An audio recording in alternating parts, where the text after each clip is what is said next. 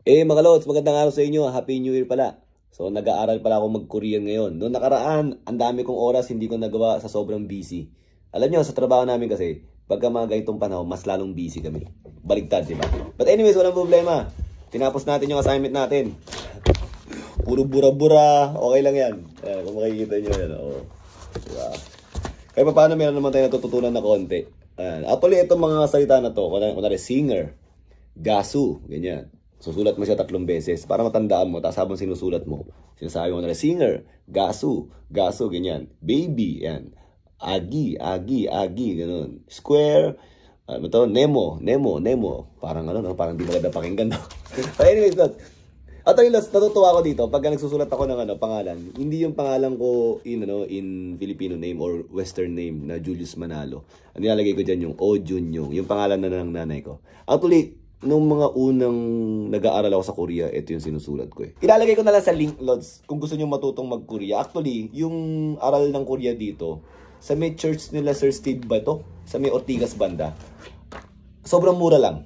Nagulat ako, meron kaming juniors ng basketball dati. Nag-aaral siya mag-Korean. So, ano ba nangyari? Ang presyo, basta't mahal. Ito, sobrang mura lang. So, ito, pang beginner to. So, mga lods, baka akala nyo, madali sa akin matutong mag-Korean kasi, marunong na ako dati. Actually, hindi. Talagang nakalimutan ko halos lahat. Mas magaling pa nga sa akin yung kaklase ko na mahilig manood ng Korean novela. Nagulat ako eh. So, but anyways, mga lods, medyo napagod talaga ako. Mamaya re-reviewin ko pa ulit to. Kasi, ano ba ngayon? 2, tapos 3, counting, tapos punta ng krami, practice, tapos balik ulit ng... So, gabi, bukas ulit, mag-review ulit ako kasi Sabado na ang pasok namin, ang dami naming assignment. Wala akong na-review kahit isa. May oral exam daw kami. But anyways, mga lods, ganito gagawin ko. Ito, technique.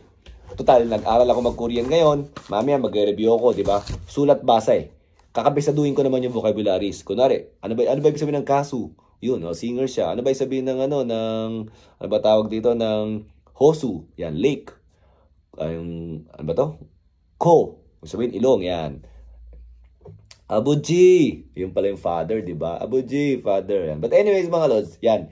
Itong technique. Pupunta ako sa Korean store ngayon. Bibili tayo ng kimchi. Para yung sinasalita natin, Korean. Tapos, ang ipapasok na sa bibig natin, Korean din, ha? Samahan niyo ako, ha? Ito, pupunta tayo sa sa may Korean store. Bibili tayo ng kimchi para yun yung kumbaga pang selyado ng mga ng mga inaral natin na Korean. Ito, kimchi. Isa.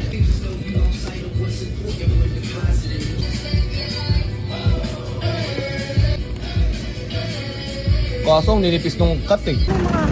Dapat kimchi lang bibilin ko eh. Kasi nagpasama ako eh. May nabiling tteokbokki, tsaka ano ba yun? Ice cream. Ayoko nga mag-ice cream ngayon eh. Para bawas-bawas muna eh. Bawas matamis. May tteokbokki. Banata mamaya yun.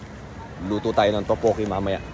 Para talagang talagang tuloy-tuloy na matuto tayong mag-Korean. Yun yung yun yung pattern eh. Pagkatapos mong mag-aaral ng Korean, magsulat, magsasalita ka, tapos kakailangan kumain ka ng Korean food. Ice cream. Yun. Korean ice cream.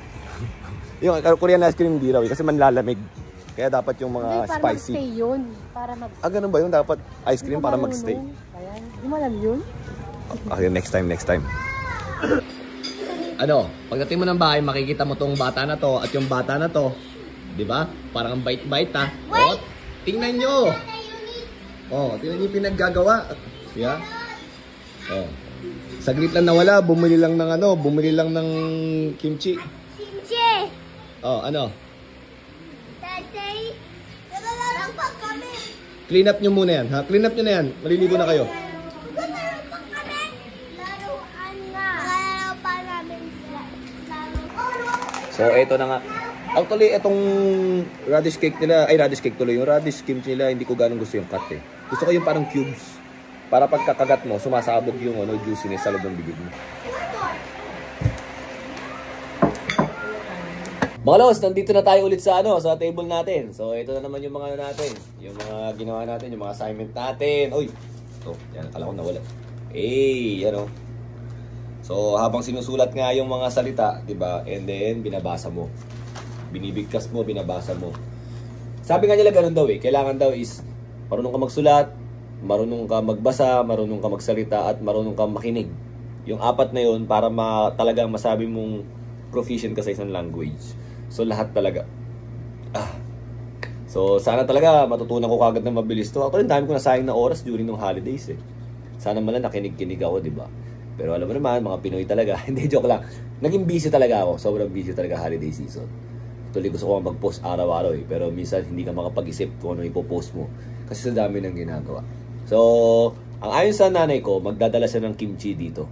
Kasi di ba may pinakita akong video sa inyo dati na gumagawa sila ng kimchi dito sa restaurant. So, magdadala siya ng kimchi dito. And, titikman ko, feeling ko baka mag-iwan ako ng konti para maging preference ko yun kasi gagawa ako ng sarili. Gagawa talaga akong sariling kimchi dito. Ayon doon sa may binigyan niya na paraan at ingredients. Actually, nasa internet naman lahat yan eh. Pero yung pamamaraan lang, may mga sinasabi siya sa akin na uunawain ko mabuti. Lalo na pagdating niya rito.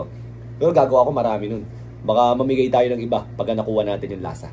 Actually, marami naman masarap na kimchi dito sa Pilipinas eh. Pero syempre, gusto ko lang gawin yung ginagawa ng nanay ko. O, mga lods ito yung ito yung mga vlog natin sa pag-aaral ng Korean. So, wala akong ganong makwento sa inyo, kundi ito lang muna. Kasi, may mga iba rin tayong ginagawa. But anyways, mga lods, nung New Year, nung 31, kumain kami ng mas maaga eh. Mga alas 10. Para yung mga bata hindi ganong gutom. Tapos pagdating ng alas 12, kumain na lang kami ng mga dessert na ginawa nung hipag ko. May mga binibake siya eh.